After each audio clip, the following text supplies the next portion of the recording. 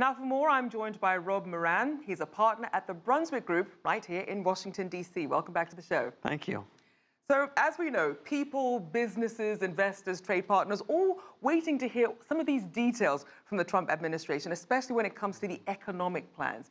What are the expectations? Well, I think the expectations differ on who you are. So I think Trump voters want to hear how he's going to make good on his campaign promises. I think Democrats are expecting the worse. I think strategists have some open questions. Will he focus on economics and job growth, or will he focus, as Jessica was saying, on national security, on security broadly, homeland security? That's an open question. Secondarily, will he try to focus on a unifying message that brings people together, tries to heal some wounds, or will he play to the base? Right now we're hearing, I think he's going to play to the base. Now, at the moment, we know that Trump is in this unique position of leading a party that also controls Congress. Some people think, does this mean smooth sailing then for his economic policies? What are your thoughts? I don't think it's smooth sailing. We have a number of issues, some gating issues here. The first is he doesn't have a strong majority in the Senate. He would need a number of extra senators to really jam through things. So he will have to do some give and take. The second thing is the things they're talking about. Many of the things are very complicated. Tax reform is a complex issue. Budgetary reform, getting the budget to balance or come close or something, that's not easy. And healthcare policy is, of course, very complicated. Now, obviously, a lot of these things are expensive, and we know that Trump says he expects a revved-up economy to at least pay for the extra $54 billion in military spending. But how realistic is that? I think it's tough. I think from what I'm hearing, the idea is that they would cut discretionary spending on the domestic side significantly. And I think there is some fat there to be cut, and then invest that into defense. But I mean, the growth rate is anyone's guess in the next couple of years. But I think the theory is if you have regulatory certainty, you get some kind of tax reform, especially on the small business side where jobs are created. If you do something on infrastructure, you should be able to get that growth rate up and prime the pump.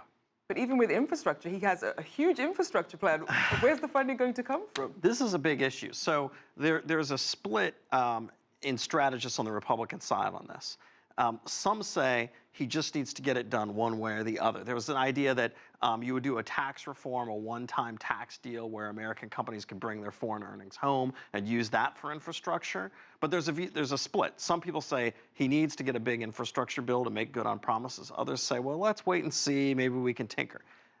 My view is they have to throw long and go with the former, because he made a big promise to the American people. And if you talk to the average voter, they're expecting a big infrastructure bill. And by the way, that makes sense. There are a lot of roads and bridges in the United States that need to be fixed. We do have investment priorities. Now, let's also look at the status of his administration. Trump himself graded his performance as a C for messaging and an A for achievement. What are your thoughts on how this administration is faring so far?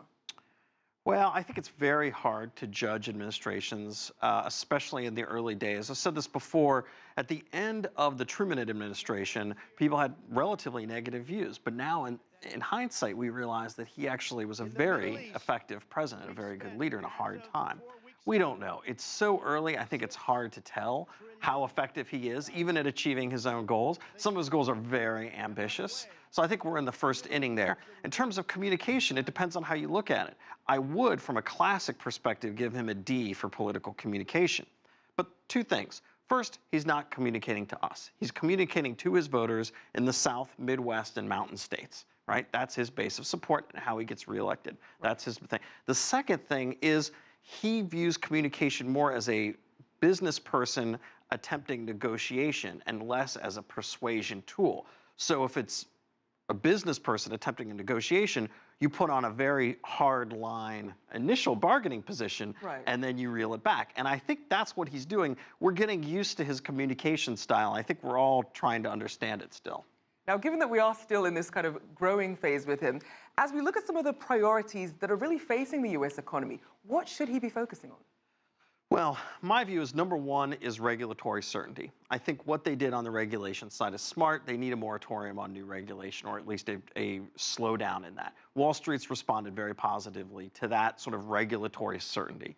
No new regs, or at least minimal regs, helps the economy grow. The second is I do think they need a strong infrastructure bill. I really do. Third would be tax reform, especially at the small business level. Small businesses are what create jobs in America, so I think you need to go for that. After that, I think, and this is sort of classic economics, but bigger investments in R&D. So repurposing some spend towards that. It's not easy, but I mean, I think they can actually make progress on some of these things. We'll have to see how many of those issues actually come up in his address tonight. Yes. Thank you so much for joining us. Rob Moran, partner at the Brunswick Group.